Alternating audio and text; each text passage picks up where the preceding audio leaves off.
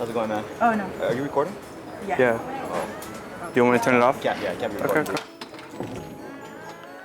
My final drive to CarMax ever in this car. I'm on a plane right now, heading back to Boston. So let me just call my friend, he's a fellow YouTuber. I've been on his channel a couple times. What up, dude? Yo, say hi. Oh, snap. What up, YouTube? I just bought a Tesla Model X. But little did I know, nothing that I planned would work out. But I do want to thank Current Automotive that helped me get the car of my dreams, but more on them later. Bro. you did not, dude. I swear, yeah, I was just at Tesla, I was running numbers, and I was like, I can do this. So I put the payment down, I got financing approved, but there is a contingency. I have to sell this car to make, for me to get approved for that loan. But it means I have to go buy some boxes and camp out probably at the airport tonight. So you're gonna live out of the Model X? Yeah, I'm gonna build a kitchen as well. We're in a time crunch. I gotta get the car by CarMax before 5. So the reason why I was on a time crunch was because I had gotten a great offer from CarMax, as I already got the car appraised a few days earlier and the offer was only good for 1 week. On the day of the appraisal, a random stranger was waiting for me and offered $1,000 more for whatever CarMax would give me. But I decided with my gut and went with CarMax.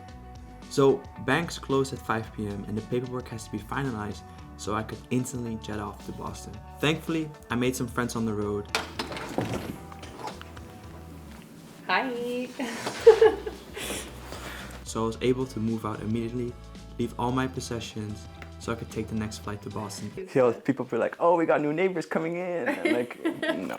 Once I landed in Boston and I saw the CarMax paid off my loan on my Model 3, I was finally able to view the financing that Tesla offered, which was frankly to say a little too little to purchase the Model X. But you know, I was pretty committed to getting my X as I just sold pretty much everything, basically my Model 3, flying across the country to buy my new mobile home on wheels. So there was really no plan B for me. And to be honest, this was stressful because I really thought for a while that I was not gonna get the car that I wanted, which was a refreshed 2023 Tesla Model X.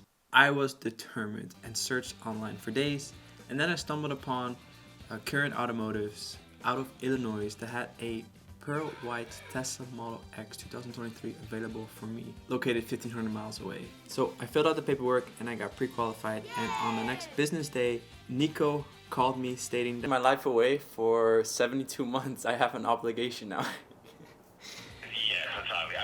With the down payment and the financing approval, that this car was to be mine.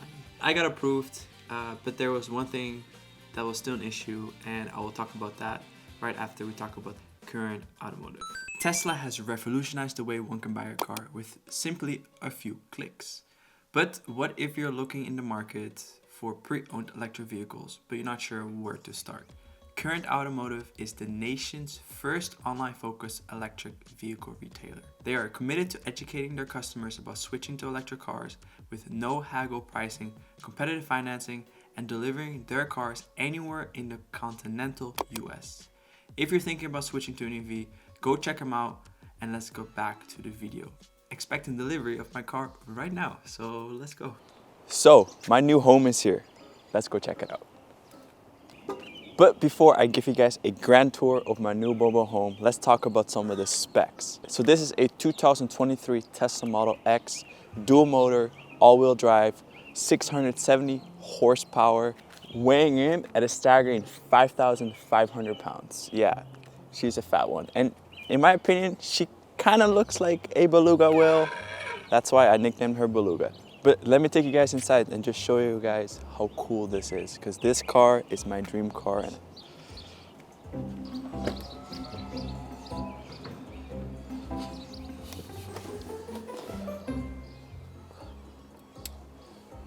Seriously guys, there's nothing that says more future than the yoke, and it's no joke.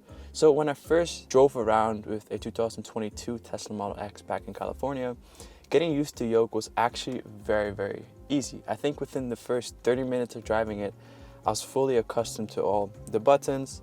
The one thing that is kind of an issue that I've kind of also read online is the blinkers, the signals, right? You do have to look down when you're driving. It can be a dangerous thing when you constantly have to look and your eyes are away from the road.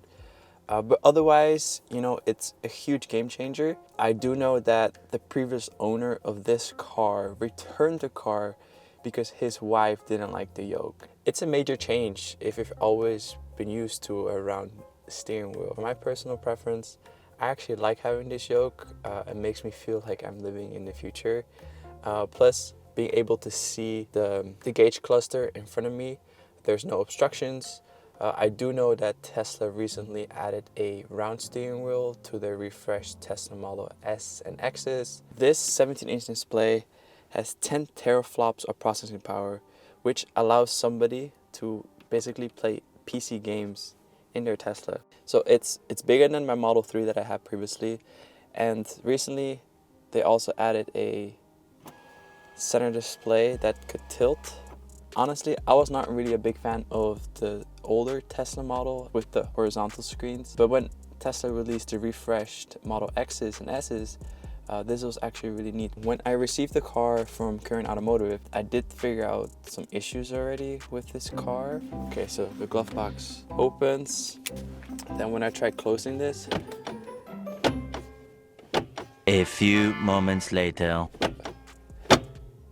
okay, so I have to really firmly press it in, I guess. Now let's look at the Falcon doors. That is the main reason why I bought this car, because I just love how they look. I love just the open space feeling that I get, you know, like when you have a home, they have like an open concept type of thing. Well, that's how it kind of feels with these Falcon doors.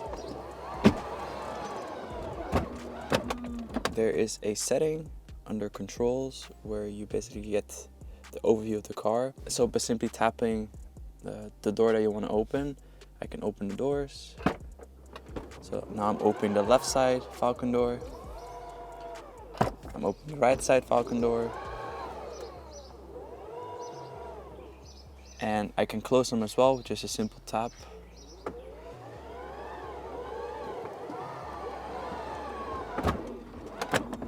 I'm still kind of getting used to them. There's also 2 buttons inside here that you get to press, that you can open them as well.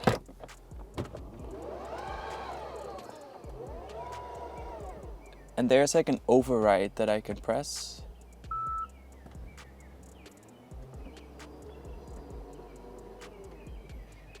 So now they're fully open. As usually they only open about like 80% of the way, but with the override press and then it opens all the way, basically 100%. I could stand here pretty much and not hit my head at all. That's super nice.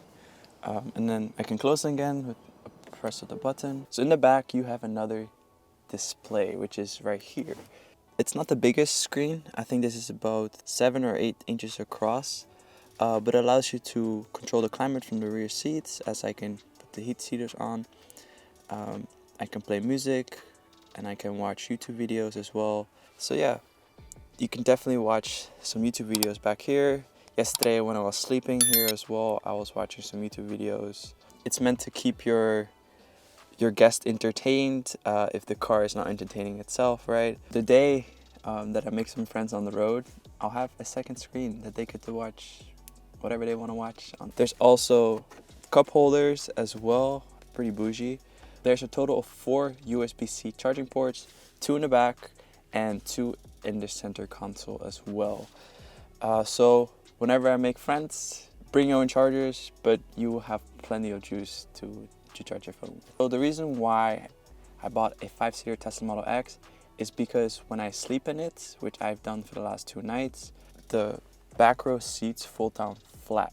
As with my Model 3, there was a slight incline, which sometimes made it a little bit uncomfortable sleeping at night, as I sometimes felt like I was in a coffin, an expensive air-conditioned coffin. The loaner vehicle that I had was a 6-seater back in California, and when I drove that car around and sleeping in it was not comfortable at all, actually. I couldn't lay completely flat. So when I went to look at Tesla Model X's and I actually figured out they had a 5, 6, and 7 seat configuration, I was like, well, let's get the 5-seater configuration. It's cheaper, first of all. Secondly, I'll have more space to do more, right? As the captain chairs in a Model X 6-seat configurations only are able to move forward and backwards and don't lay completely flatly down. So right now, as you can see, this is the normal inclined seating position. I got plenty of space for my legs right here. I can pull the lever and then I can... What? See, everything's still pretty new. Anyways, so I can pull the lever and I can sit back like this. This is the furthest that the seats go down to. It's not very much reclined. It's more than enough if I have friends over in my house, you know, they can sit comfortably. But plenty of leg room, plenty of also space for my head. I'm not the tallest guy, but if you're over 7 feet, I think you should be okay with this car as well. I have so much storage now that I kind of like, when I'm gonna start building out my new home, I don't really know what to do with it. Like, check this out. Underneath the chairs, there is legit so much storage here. That's a lot of space that I didn't have in my Model 3. Like, even under the driver's side. Let's open the trunk. So there's 2 cargo spaces. So if you had the 6-seat configuration, this is where the 6-seaters would be. Right, you got one to the left, one to the right. But this is just additional storage for me, which I think is a lot, right? Considering I'm gonna live in this. And then I got the rear sub trunk. Definitely very spacious as well. I got a little side netting right here. I'm gonna take some measurements because I'm gonna be building a kitchen in this too. I got a 12-volt outlet right here as well. Also an additional storage space to the left side. This is where I keep my mobile adapter for now. You can plug this in any 120-volt outlet and charge your car. It is slow, but it's meant for in case you are in spots where there's no charging available to you, like level 2, level 3. You have a mobile connector, so you will basically never run out of range.